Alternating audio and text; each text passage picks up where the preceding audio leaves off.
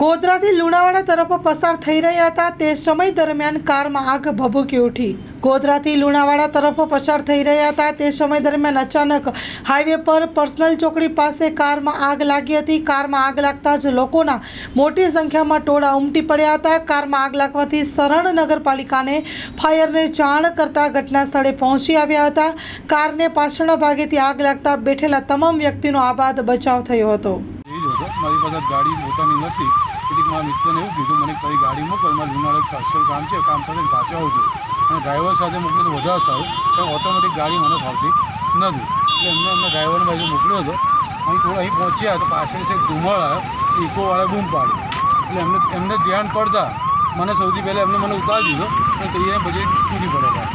કોઈ જાનહાનિ તો થઈ નહીં? જાનહાનિ કોઈ નુકસાન થયું, ગાડીનું જે નુકસાન થયું છે તો થયું છે, ભાઈ કશું નુકસાન થયું નથી। જી, આપનું નામ? મારું નામ મૌલિક પાઠક।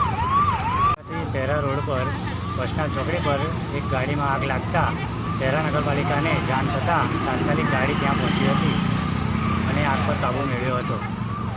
જી, આપનું નામ? ઠાકોર અભિષેકસિંહ ધર્મેન્દ્રસિંહ વાહી।